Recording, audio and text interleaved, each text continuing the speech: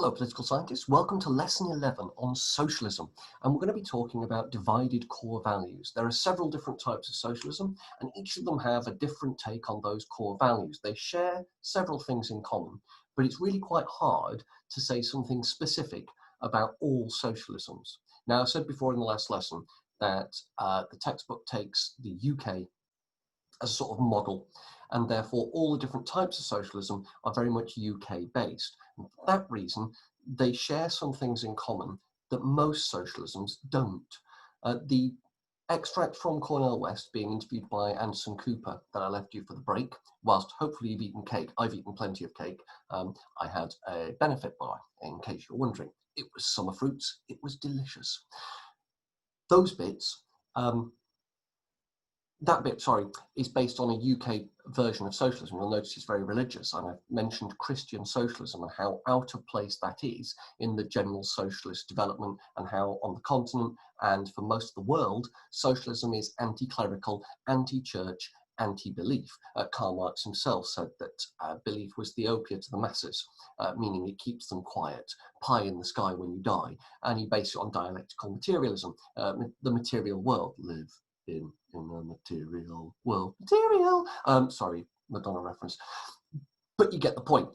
Whereas Cornell West and what we're about to discover about UK socialism doesn't really have much to say at all about belief, and rather leaves belief as a separate thing that you can tap into or not. You don't have to be an atheist. You may disagree with this, that's fine. We're just doing what's in the textbook, and we're focusing mainly on the UK versions. So it behooves me to make sense of it. What I'm going to do is I'm going to take you through a rather broken PowerPoint. There's no images. I do apologise. I think I put that in the description. And on here, I balked my animation. So the boxes are there. You can see where I'm going. There are only, if you look, 6 boxes, 2 of which are coloured yellow because they're the introduction and the conclusion. So we're going to look at 4 main areas, and that's what I'm going to go through. Why I did the there, I don't know. So, divided thoughts, core values. There are some similarities between different types of socialism. They agree that there is a common humanity, and that tackles this idea of human nature, and also collectivism, which is opposed to individualism, which we talked about in liberalism. When we talked about liberalism, we talked about how their revolutionary idea was that there was an individual beyond what you did in the community. Socialism accepts individualism, but it builds on it and argues that communities are important too, arguably more important than the individual. Now, UK socialisms, the UK-based versions of these, tend to be more accepting of individualism than you'll find, say, on the continent or in other versions of socialism, where they tend to stress the collective nature of it more. Nevertheless, it comes under the heading of common humanity, which allows the textbook and the writers of the exam specification to shove Anthony Giddens and the third way into socialism. Otherwise, you wouldn't be able to do it. The next one is equality, and there are 3 different types of equality. In the textbook, they list them for you. There's foundational equality, there's equality of opportunity, and there's absolute equality. Absolute equality is often used as a stick to bash socialism with, saying that no one can be entirely equal. And that's right. And it's interesting how the textbook tries to square that, and how socialism itself tends to use that term. The other 2 things are social class and class division. The textbook steers away from class conflict. The UK version of socialism is very clear that class conflict defines things, but is not also the answer to class division. So it tends to talk about class division more than it talks about class conflict. Whereas traditional socialism, if you were to look at the Adorno School and the Frankfurt School, for example, tends to talk a little bit more about class conflict in the modern world. We're going to steer clear of that. You don't need to know it for the exam. By the time you get to university, if you're doing politics, and I'm hoping some of you will be, that sort of thing will become more important. It's much more classical. The final thing is workers' control, which I know by the term common ownership, but for some reason the textbook, I know exactly the reason, the textbook prefers the term workers' control because then it can introduce an element of debate. All of them are examples of common ownership, and that's where the debate kind of ends. So if you talk about workers' control, you get to talk about different kinds of common ownership. The first thing I'm going to talk about then is this idea of common humanity and the positive view of human nature. And were we in a classroom, I'd have started you off with, I think I said this in the last video, with making towers and to prove the point about individualism versus collectivism. But I could take it a stage further and I can ask you to help each other. And usually what happens when I teach in the style, so the conservatism was very much me just telling you stuff, and liberalism was asking a lot of questions, you might have noticed. Now I can do that on video. I can teach in the style of the ideology over this interface. Socialism, I can't. I really can't. It relies on you being in the classroom and helping one another out. So were we in a classroom and people were asking me questions, I would direct you to one another and I'd keep doing it. I can't do that here. I would keep directing you to someone else in the room who seemed to have got it, and I would never answer a question directly. I would only ever build on what someone else had said. Now, it's a subtle thing, but I used to really enjoy doing it. One of the things it does is it builds your confidence, and students tended to leave the socialism aspect of the course far more confident about what they knew than they did with liberalism and conservatism. You'd say, well, sir, why didn't you just do it for everything? I'd say, well, the thing they were most confident about was anarchism, and I did very little. We don't need to know about anarchism this year. But the idea was to separate out the different ideologies on a fundamental, basic level. So the common humanity is that you want to help one another. You recognize other people in the set as needing aid, and you are prepared to provide it. Were we entirely selfish individuals, as conservatism puts it, then you would be stepping on one another to get a prize. So were I to do a similar thing in conservatism, I'd have, does someone have a better answer? And there'd be a reward available. And you'd sort of trample over one another to get that and approve selfishness of human spirit. Socialism argues that human nature is positive and that people work better as a whole. They work better in groups. As a teacher, I actually believe this. Something that Ecclesbourne doesn't do terribly well is group work.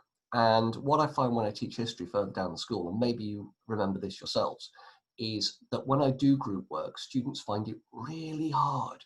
It's weird to me. I come from a background of teaching where group work tends to bring out the best in students. It still does at Ecclesbourne. You're just slower at it and much more resistant to it because you're not used to it. You don't do it very often. And when you do it, the group work tends to be for appearances rather than trying to improve your group work. You are not used to the same way of group work that I am used to. So when I do my standard group work stuff, or standard for me, students tend to find it quite slow going. They often find it fun, and I don't know about you, maybe you look back on that and it's the bit you remember the most from GCSE or year 9 or year 8. I don't know, only you can answer that question. But there is an element of socialism in teaching, is my point, though Ecclesbourne tends to have an element of conservatism. You have to be led, you have to be inspired. Right, and a lot of it's left to you and assumed that you'll do it for selfish reasons. Make of that what you will. I find it fascinating, nevertheless. Common ownership, therefore, is based on that. Now, you'll notice I come on to a lot of things in a slightly different order to the textbook. There's a reason for that. Don't worry about it. Common ownership is often taken that everybody gets the same. And when I was learning to teach, my teacher, for want of a better phrase, told us how to teach socialism. So the easiest way of teaching the USSR, socialism and communism is this, she said.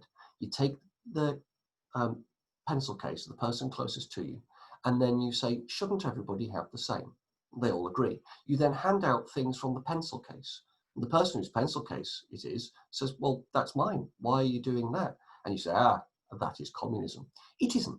That's a lie. That's not what communism is at all. A pencil case and its contents are not property.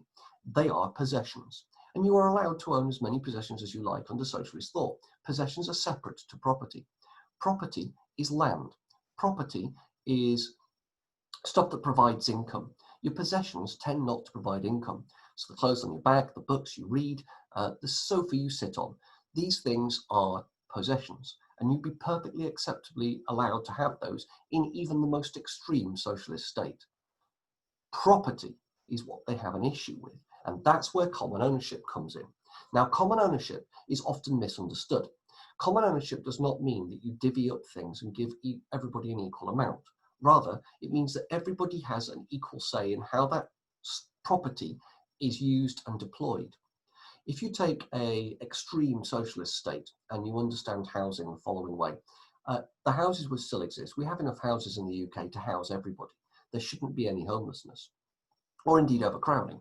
So what you could do with common ownership is you take all houses into common ownership, and then people can move in and out of those houses as they see fit. So if you're traveling north, for example, it's like an Airbnb. You pop around, see people who are living in the houses, ask them if they have a spare room for a couple of nights, and then stay there. And then you move on. You take any possessions with you that you want to use, and while you're gone, the space you've left behind can be used by other people. That would be common ownership of housing. No one gets a divvied up thing. There's one version of it, it's an extreme version, but that's what I mean by common ownership. And the concept of common ownership predates capitalism.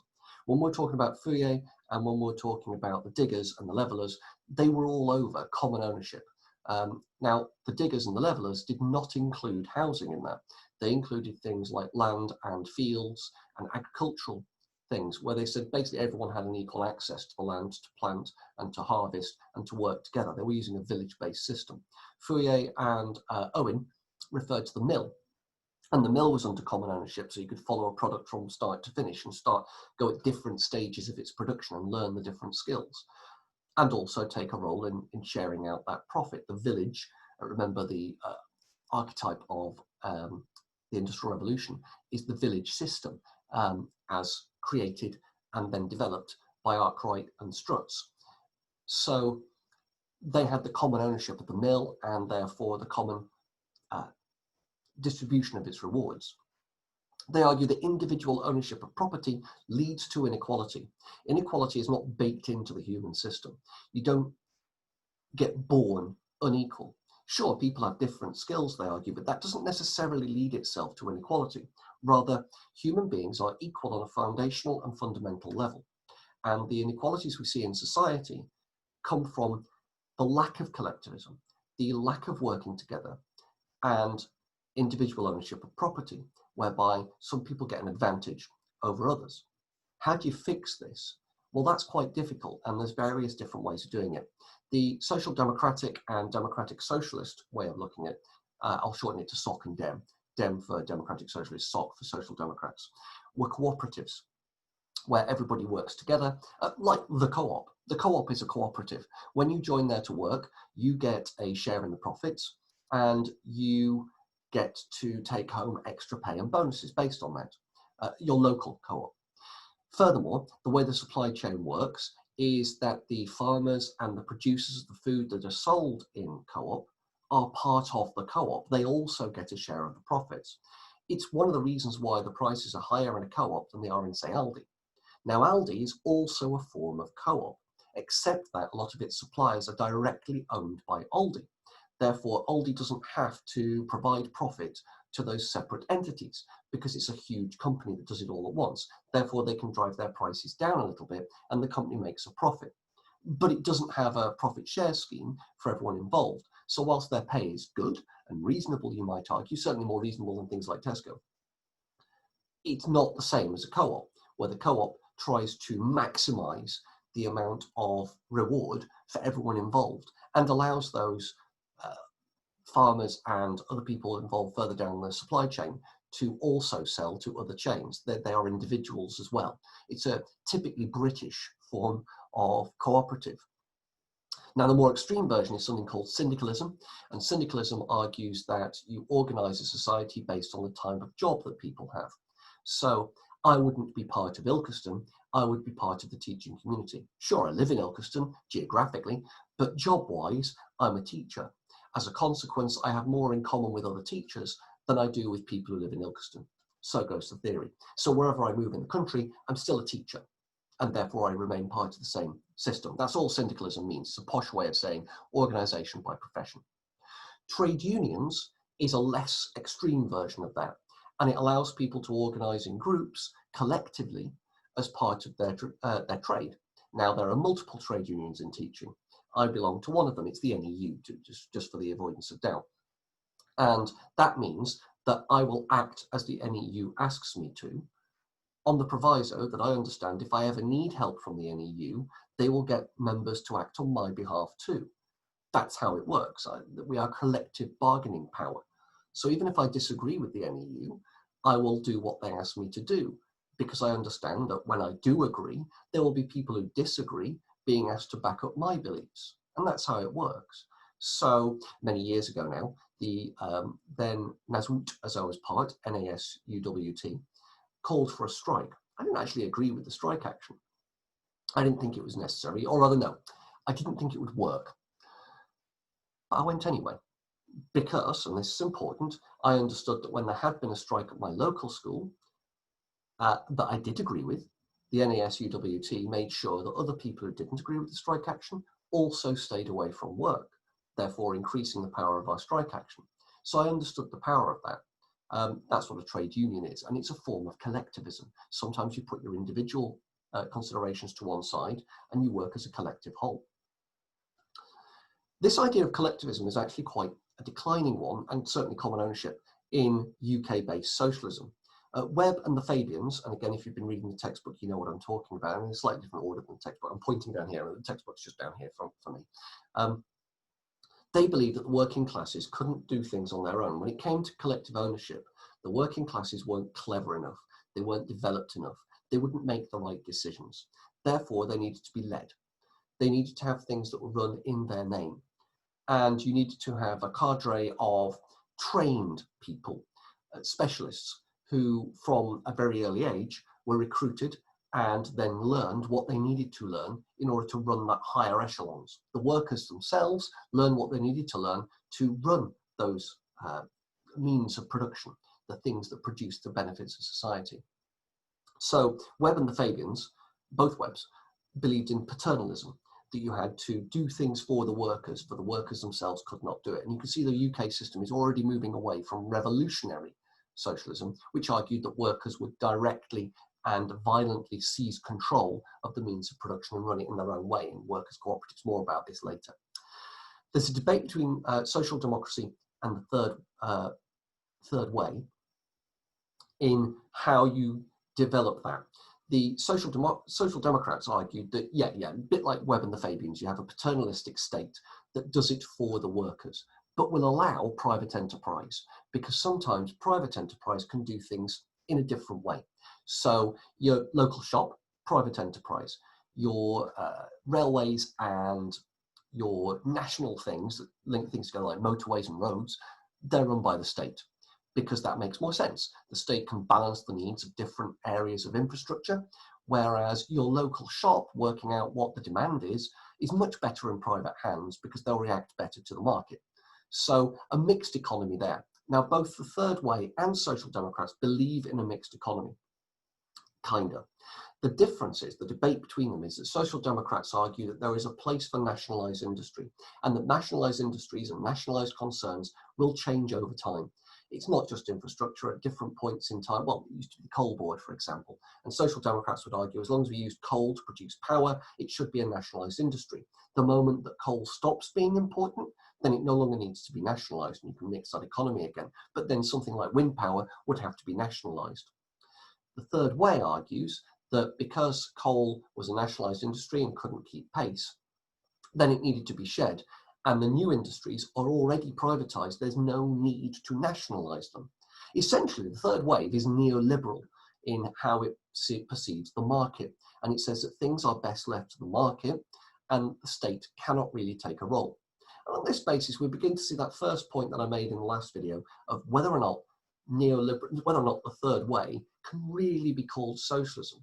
In its embrace of neoliberalism, it's much more close to the kind of, neoliberalism. It's much closer to liberalism and its idea of individuals than it is to a collective ideal. That said, it still kind of counts. So I guess it's kind of pinky yellow, whatever colour that would be. Trying to think, kind of an orange. Class conflict, or if you will, class division. Socialism argues that people are defined by class, and your goals and ideas are defined by what social class you come from. Now, I make many references to you and me being middle class, and it's based on our background. Mr. Cuthbert is much better at this. If you want to have a debate about class and you want to know in very clear terms how this works, do ask Mr. Cuthbert when you get a chance. He's far more in touch with this than I am. And he has an innate understanding of class in a way that I don't. But class is important in socialism. And it's the idea that there's a tiered system. I think I referred to it as a Victoria sponge cake with the bottom sponge. I simplify. But your belonging to a class defines what you see as important. Myself as middle class, and speaking only for myself here as middle class, things that I find important are, I don't know, a choice of chocolate biscuit. When I go to a supermarket, I would like some wrapped chocolate biscuits, and I would like a choice of those because I don't want to buy Nestle. Nestle is evil. Working class families might not have the same outlook. When they see Nestle on offer, because it is cheaper and they still want to eat chocolate, they will buy that. And the important thing there is price. They're not that fussed about choice. They're fussed about whether or not they can afford to eat a chocolate biscuit as a treat in a week. It's not part of their normal shopping. For me, it's part of my normal shopping. I buy a Titan bar pack, 6-pack, from Aldi, and that forms part of my lunch, and it always will. It's not a treat, it's a staple. Working class family may disagree with me. An upper class family will disagree again, and they will say that, well, no, upper class families tend to be very good at not spending a lot of money. Look at the upper classes, and they tend not to wear very posh clothes. They'll wear threadbare stuff. They'll live in mouldering old houses that aren't terribly well cared for because they understand that things are there for a long time, and they have a lot of money. They actually spend less money than your average middle class family, because middle class families tend to spend money to look more powerful and richer than they are. And so do working class families. Working class families will spend things on, like, I don't know, huge TVs and Sky subscriptions, because when people come round, they want to show that they're not struggling. They can't afford these. They know they can't afford these, but they'll sacrifice in order to have that. So when people say, oh, they're not really poor, they've got a massive TV and a Sky subscription. Well, no, they're spending money on that because that's the value they put on things as a working class family. And that class values are very important. You and I, we have an individual value that means we do not see ourselves in our possessions. So when we say things like, if I was down on my luck, I would accept charity. Of course we do, because we understand we have value as a person because we're from the middle class. That's how we've been raised. Whereas a working class family sees their value in what they're able to provide for their friends and what they're able to show as their actual value. So they won't take charity because that fundamentally assaults the value of themselves as a human being. But they will overspend on things like widescreen televisions to prove that they're not poor, even though they are, and they will sacrifice food to do that. You and I wouldn't sacrifice food to have a widescreen television on the wall. We wouldn't sacrifice food to watch sport. A working class family would, because they're used to sacrificing food. You and I aren't. We have a different value system. So we will take handouts and we will take stodgy food if we're down on our luck. Of course we will. A working class family won't. Another way of describing this. So when I'm, yes, when I've cooked recipes coming from a middle class background, I tend to augment. I tend to change. I tend to do things by, that's enough. I'll follow the basis of it, but if I don't have the exact thing, it doesn't bother me. I'll put something else in. I won't make a special run to go and get the exact ingredient. A good example was the other night. My wife was making a risotto and she wanted mixed herbs. We didn't have any in. Now we had the component parts of mixed herbs and I couldn't understand why my wife wouldn't use them. But she argued that no, you had to have the mixed herbs. If you get it wrong, then everything is ruined and you've got to throw it away. Her background is more working class. And I think that sums it up quite neatly. If you don't follow the instructions, there's no point following the instructions. And if it doesn't taste right, you throw it away. I'm a middle class background. If it doesn't taste right, you eat it. Because the worth isn't in the food. The worth is in, well, it's more intrinsic. Hopefully that makes a bit more sense out of this. So there's class differences is my point. So people are defined by class, by social class. And that will lead to conflict because people have different value systems. And when people with different value systems clash, there's going to be conflict. It's going to happen. So how do you deal with class conflict? All socialism accepts there is class conflict, that working class, middle class, and different types of class within those classes, you can really, really fine tune it. It's not as simple as working class and upper. There is working middle class and upper rather. Because the working class can be split into different things. I mentioned the managerial class last time. The middle class, there's several different types of middle class. If you're interested in this sort of thing and you don't do sociology, can I heartily recommend to you Grace and Perry. If you are in sociology, you've heard this already. Grace and Perry, A Matter of Taste. I've got the DVD, it's at school. That's unhelpful. But if when we see each other again, you'd like to borrow that, you, of course, absolutely can. I think some of it is still on more for and might be wrong. Revolutionary Socialists, Rev, argue for violence and forcible redistribution. The working classes need to seize power and then violently and deliberately break down class barriers by making the middle classes, the bourgeoisie, work in the factories and work as part of the productive whole, and themselves taking on board more of the bourgeoisie role. And as a consequence, you end up with everybody having experience across the board, and the next generation slowly but surely will grow up without class. And the forcible redistribution at the beginning speeds that process up. Democratic Socialists argue that you need to elect a government, and the government will create the state. So in essence, you are electing the state. You are creating the state in your own image. You put forward socialist ideas, and then you get elected because the working class outnumber the middle class. And if you put forward things that will benefit the working classes, then you'll win political power in a pluralist system. And then you guide the redistribution. So sometimes the people will ask for more than can possibly be given at a moment in time, but you can guide them with the policies you offer. This works provided people recognize their class consciousness, the class they belong to, and what the aims are of that class. One of the key features of socialism and political development is that people often act against their own interests. They say they're acting in their own interests, but they're actually not. They're acting against them. And you can verifiably point that out. You can see it. Now, they won't necessarily accept, in fact, they probably won't, but people do vote against their own interests all the time. So the democratic socialist idea that you put forward things that people would like only works if they recognize it. Social democracy takes it a stage further, and it says that the state should be an honest broker. So that when there is conflict between the different classes, maybe it's a group of, maybe it's teachers going on strike from schools, then the state acts as an honest broker. It says, I'm on neither side. I'm on the side of the collective whole and what is good for everybody. So I will come in and I'll listen to both of your concerns. Because I'm an honest broker, I have no skin in the game. I have no desire to see this turn out either way, really, just the best way. And so I will listen to both of you, and then I will offer advice. And then when I've offered my advice, you're free to do what you like. And that is the honest broker.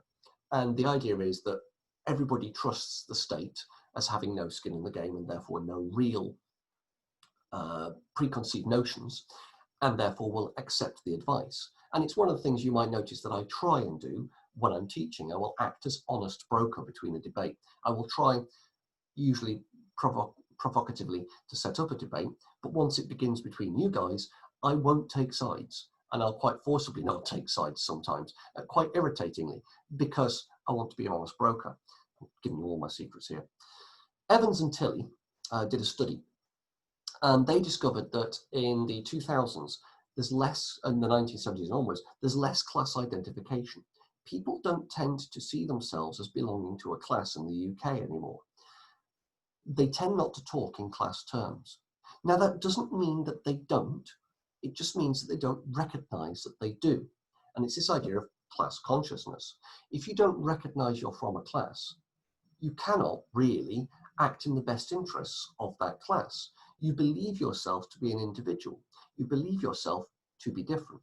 I bang on about how middle class you guys are, and I bet a number of you are sat there thinking, well, I'm not really from a class. I'm much more identified as me as an individual. If I have a group, it's adolescence. And that's interesting to me. And that comes from the education system, more on that later. So there's less class identification. That said, well, why isn't there class? The third way said, well, education solves class.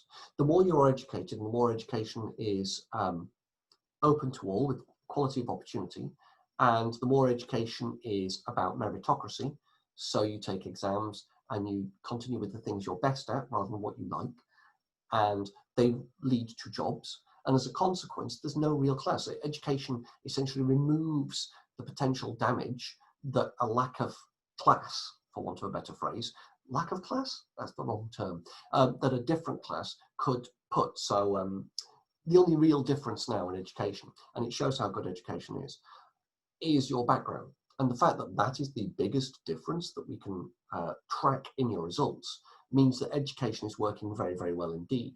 The regional variations based on your education have virtually disappeared. The variations based on quality of teaching have virtually disappeared. The only one that's left is your background, and education bridges that quite neatly. So it builds in, or it used to anyway, it builds in the reading that middle class such as you and I get to working class students as well. It provides them with that extra step up. The fact that we can track the difference means there is still one, but education solves the problem of class. And therefore, people aren't going to identify as a class. Why would they? They will identify as individuals, says the third way. Bottero argues that this leads to the paradox of class. And the paradox of class is simple. People don't identify as coming from a class background. They don't identify the class consciousness. There's a light playing on my face. I'm going to go and sort that out before I come back. Hold on, I'll just pause. That's better. Sorry about that. It was just at the wrong moment. It was just on my eye. I don't know if you saw that. The paradox of class is that people belong to a class even though they don't identify as coming from it. And as a consequence, they tend to get all the disadvantages of their class without realizing how best to beat it. And this is why we get people voting against their own interests. People don't believe they're from a class background, therefore they won't vote for a classist style policy. Social democracy and democratic socialism would argue. They instead vote for what they think they like, which actually works against their interests. Brexit. Sorry to put this out there, but the working classes voted against their interests. They absolutely did. I'm sorry, that's verifiable. Whatever your views on Brexit, Brexit pretty much stitches up the working class of this country. And that's it. There's no two ways about it. But people voted for it because they believed it would do better for them as individuals. They voted against their class interest.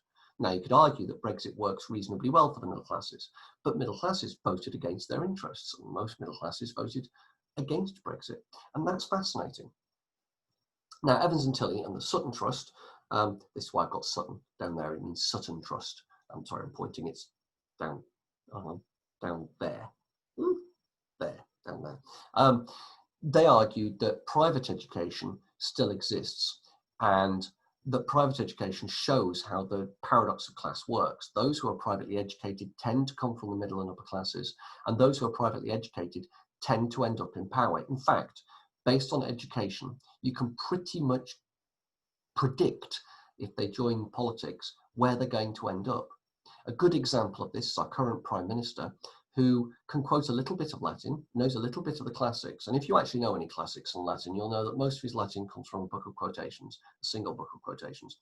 And most of his classics knowledge isn't actually that in depth. In fact, in the liaison committee, he actually makes a reference that is incorrect, which I find fascinating. None of his observers know this. And it sounds like he knows what he's talking about. I did a bit of classics. My dad did classics. And that's fascinating. His privately educated ability to use bits of Latin and to use bits of classics and basically to bluff allows him to get away with it. People assume that he's one of those imperially educated people that used to populate politics. There's a nostalgia for it. And that is fascinating. And look at his cabinet.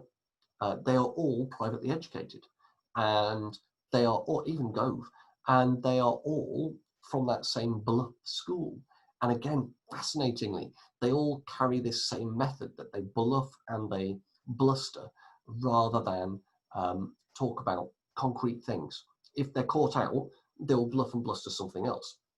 Matt Hancock's been fascinating over this last couple of weeks because he started out being one of the more honest of them and accepting that there were limitations. And then he's got more and more brittle as time has gone on, when it became clear that essentially he was being thrown under the bus by everybody else. And it looked at one moment like he might actually rebel, but then he didn't. He reverted to bluff and bluster. There was that Good Morning Britain. Was it Good Morning Britain? Or BBC Breakfast, where he ends up, or on Sky, I can't remember, where he ends up laughing his way through an interview. It's fascinating to watch. The laughter made sense in context, but he carried it going when maybe he shouldn't. It's just fascinating to watch. I find these things very interesting. And so Evans, Tilley and Sutton argue that we can see these things developing. And private education has that role. So when the third way says education solves everything and allows for private education, maybe it doesn't. This leads to something called a false consciousness. and you look at the situation today, and false consciousness, not in the textbooks, I'll keep it brief. False consciousness is when people believe they are belonging to a class that they don't, or when people don't believe they belong to a class that they do. And this is false consciousness. The best examples will be, well, working class racists. Enough said, they exist, they're out there. And that archetype, I'm not suggesting that all working class people are racist or all racists are working class. That's ridiculous. Please don't think I'm saying that. I'm saying that if those two things coalesce, then what you have there is a false consciousness. You've got a working class person who's working against their own interests in the pursuit of trying to prevent people they perceive as being different from themselves as accessing the same benefits. You will get working class people on benefits voting against benefits because they believe people on benefits are lazy, even though they're on benefits, but they're in work, so they're not really lazy. But they'll vote for things that then will adversely affect them, and they don't tend to see it. There was that case in 2017 when a woman, after the election of Theresa May, was on BBC Question Time, I think, and sort of realised what she'd voted for and couldn't understand how it had happened.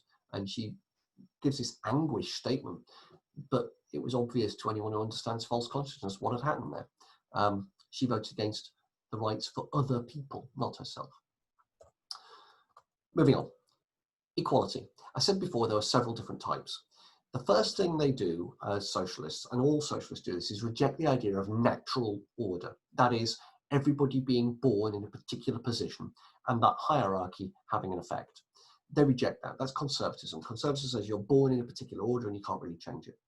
Rather, they take on board the liberal idea, the John Locke idea, that we are born with equal rights. The textbook calls this, for some reason, foundational. It didn't when we talked about liberalism. The next thing they do is augment that with equality of opportunity, a bit like liberalism. Now, depending on the type of socialism, depends on how they do it. Revolutionary socialism says, well, equality of opportunity cannot be acquired, cannot be attained without a violent revolution. And the reason for this is simple. Those who already enjoy equality of opportunity don't want it spreading further down. They want to maintain it for themselves. They want to maintain that division. And they will actively work against equality of opportunity. That's why private schools exist. It's why Eton exists. It's why the political class currently recruits the way it does, those to the higher echelons. So you have to forcibly take it from them. They won't willingly give that up. No one's going to willingly give up an advantage. They have to be forced to give it up. So you have to do it with a revolution. Democratic socialism argues that basically what you do is reform. And you reform your way to common ownership. And you do it slowly, gradually, testingly, and people will vote for it. And you convince people why it's a good idea. So those who are already entrenched with their equality of opportunity and their abilities, you would explain to them why it would be a good idea to share that a little bit more. And you rely on the numbers who do see it voting for it. Social democracy argues that you do it in a sort of different way. You'd have progressive taxation and you have a universal welfare state. So the welfare state won't be accessed by everybody, but it's open to everybody. The welfare state will be accessed by those who need it, for example, the NHS. And you allow for people to have different levels of taxation, so the percentages change. So rather than a flat rate of taxation, you have the richer people paying more as a percentage because they need less to live on, and the poorer people paying less. So that just makes sense. If you're on a lower amount of money and you need more of that money to survive, then you pay, say, I don't know, 10% tax rate. Whereas if you're earning billions, then like Jeff Bezos, for example, is earning something ridiculous like 3.5 million a second or something ridiculous. It's insane. He could give away 99% of his wealth and still be a billionaire. And he could give away 99% of his wealth every month and still be a billionaire. He's that rich. And that's insane. And social democracy will argue, well, someone like that can pay up to 90% tax. Why not? Because they can't possibly use that. There's no way they can possibly spend that. So that's social democracy. The third way argues, well, progressive taxation, sure, but not quite that extreme. And the welfare state, well, some people need to be weaned off it because some people become dependent on it. And so what you do is you means test it. You say whether they need it or not. So when I went to university, I didn't get a grant. I was means tested. And it was found that I didn't have enough money, or my family didn't, to pay off loans. So I did get extra money, not a grant, but I got more money, and my fees that I paid to university were paid for by the state. I didn't pay those at all. I didn't see the money, they were paid directly to the university. And that was nice. They got rid of means testing not long afterwards. So when you go to university, you'll be paying fees. When I went to my master's degree, they did means testing. I couldn't possibly afford it, but they argued that I didn't need to have a master's, so I didn't get any money, which is weird, but there you go. And therefore, the third way, you see how it works. Again, I say, is it really socialism? Equality of outcome is the third kind of equality. There's four that I'm going to talk about. Equality of outcome is the next one that socialism tends to talk about, and that is where everybody gets the same end point.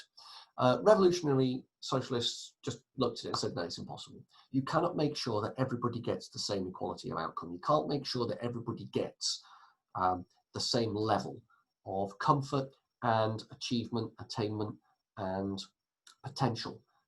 Achieving their potential at the end of the day. You can't do it. They simply dismissed it. Cannot be done. They said it's impossible.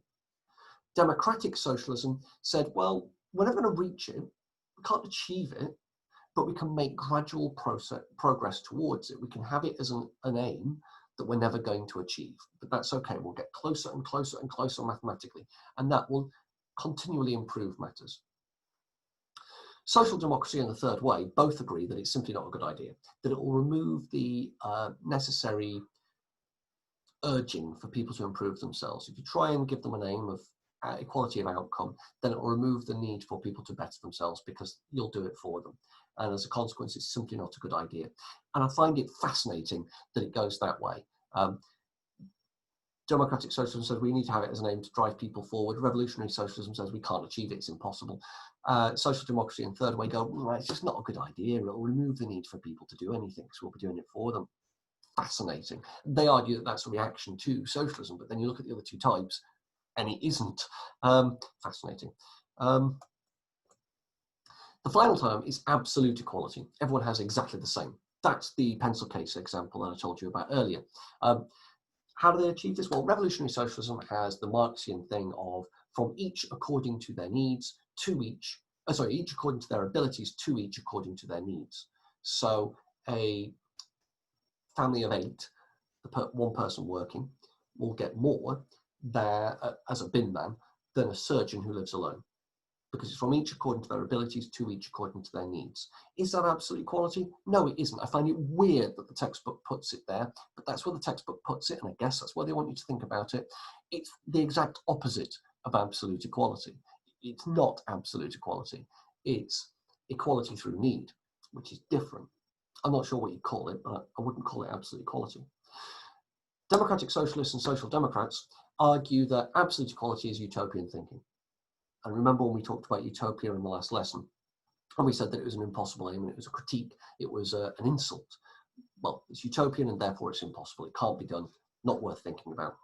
The third way argues, well, absolute equality is not only impossible, but inequality is inevitable. And our job is to manage that inequality. And in that way, the third way takes on board this idea of conservatism, that you cannot make everybody even remotely the same, and that some people are just worse off, which is weird given that they reject natural order. So, third way, fascinating. Social justice, workers' control. Now, I've already talked about common ownership earlier. This is where I talk about it in a bit more depth. It's this idea of distribution of society's rewards. How do you do it? If you remember that diagram with the thirds, and you had 2/3 going to the parasite classes, and you had a third going to the productive classes, this is that. How do you fix that problem? Capitalism, they argue, is flawed, and it's not going to distribute things properly, not even close to equally, and therefore it has to be replaced. Or you could argue it's in need of reform and change. Now, you can probably guess where we're going here based on what we said about the different types of socialism so far. What is just distribution? Because they all agree with just distribution. That is a distribution with justice behind it, a distribution that makes sense and is fair. That is just. Justice, short for justice. Revolutionary socialism argues that the workers have to seize control. They create workers' cooperatives and workers' councils. And for a temporary basis, how long Comrade Marx? As long as it takes. He is Mr. Bull. It will take as long as it takes. But it's temporary. It won't last forever. They seize control and then they forcibly redistribute, and eventually it becomes equal over that. Your social democrats, sorry, democratic socialism, get it right around, democratic socialists like Webb and Webb, yes, there are two of them, yes, they are married, but one of them's involved in the Labour Party and one of them isn't. They argued that the state could stand in for the workers, that they would do it in their name. Mr. Webb, as opposed to Mrs. Webb, argued that this through Clause 4. And the idea of Clause 4 was that the state would take control of certain industries and slowly but surely bring social justice and workers' control that way. Whereas Mrs. Webb argued that the workers were never actually going to be capable of doing it. It had to be done by politicians. So when Clause 4 was used by the Labour Party to mean workers' control of the systems and workers' control of the means of production, that's not actually what they meant by it. They meant by in the name of the workers.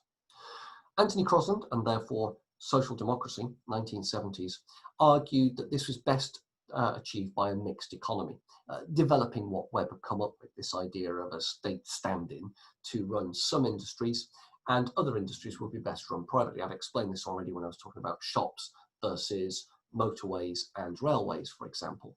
And Crosland argued that you change what industries are nationalised depending on the need of society. He would never have suggested, for example, privatising things like water supply and power supply.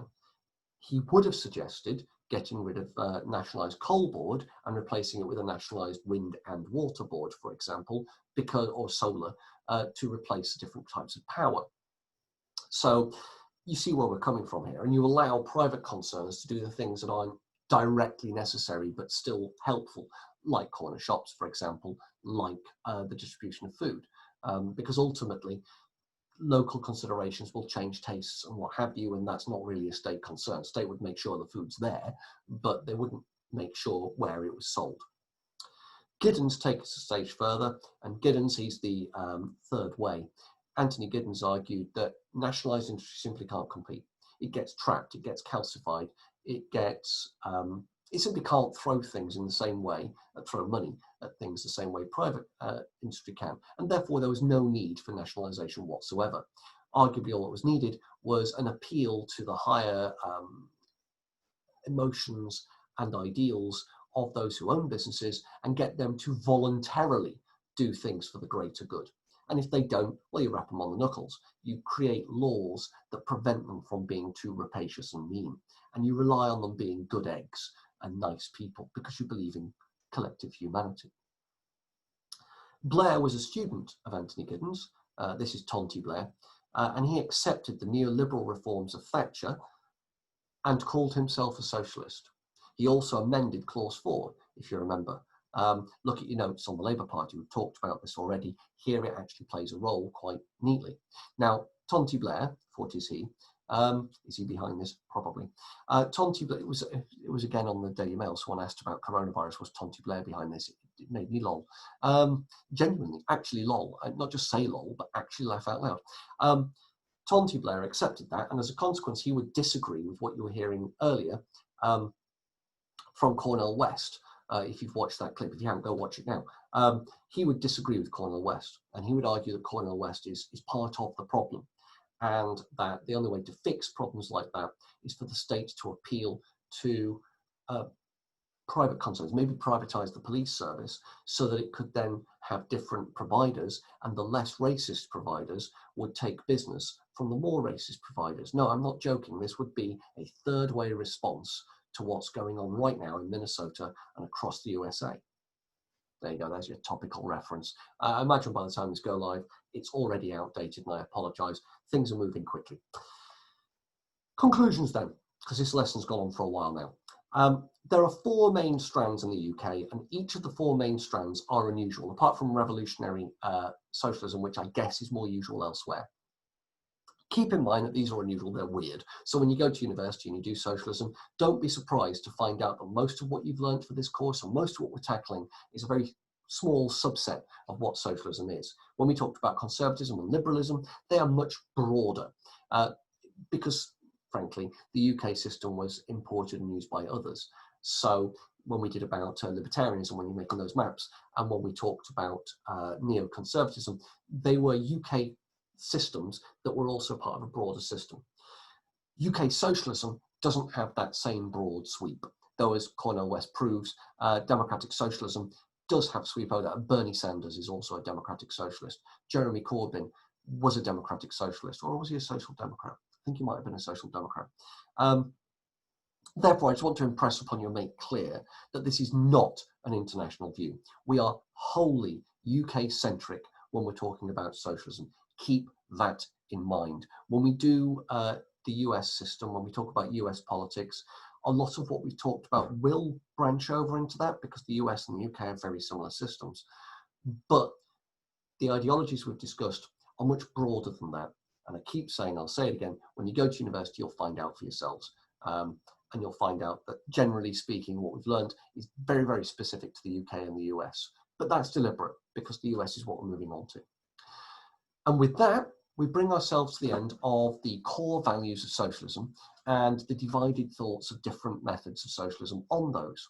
Hopefully it's been useful. Hopefully you've been able to take notes. I'm sorry that we've not been able to do this properly and bounce off people and get you guys to answer questions, but I guess we're moving more quickly than we would in lessons as a consequence. So there's benefits. I don't know, is that third way versus social democracy? I think it might be. We've got the next bit to go on, which is the divisions within socialism and the debates within socialism, specifically UK and US socialism, and we will come on to those next week. I imagine we'll get those done in a week. We'll then do some practice questions on the three big daddies, and that gives us time before the end of the term, before the summer holidays, to do two extra ideologies. You only need to do one. I could never decide between feminism and nationalism. They're both incredibly important. They're both incredibly interesting. I'll start with feminism and then I'll do nationalism because we can do both. Why not? Let's use this extra time. And then in the new year, in September, we'll move on to the US and US politics, which will be roughly about the time of the presidential election in the middle of a coronavirus outbreak. It'll be fascinating to watch. It's already begun with the salvos fired over voting. And mail-in voting and the Republican opposition to voting. I'm getting excited. This is already a long video, sorry. In which case I'll bring it to a close. I hope this has been useful to you. Do let me know in the comments on Show My Homework what works, what doesn't. If you have any questions, please ask them. I'll do my level best to help. Stay safe, Year 12, and I hope to see you face to face this term. We will do so safely. If you do get a letter from the school, know this. The school systems for looking after you and keeping you safe are far in advance of what the government are suggesting. And I would argue that they are entirely safe. I will really look forward to seeing you. If that is organised and if we can sort it out, it will be amazing. You are missed. I miss bouncing off you, especially you, Henry, who need to do some work. Seriously. But the rest of you, yeah, I'm looking forward to seeing you again. Have a lovely day. Enjoy the weather if it's still nice on Wednesday. I don't know. I'm recording this before Wednesday in case you haven't noticed. And yes, I will see you on the flippity floppity.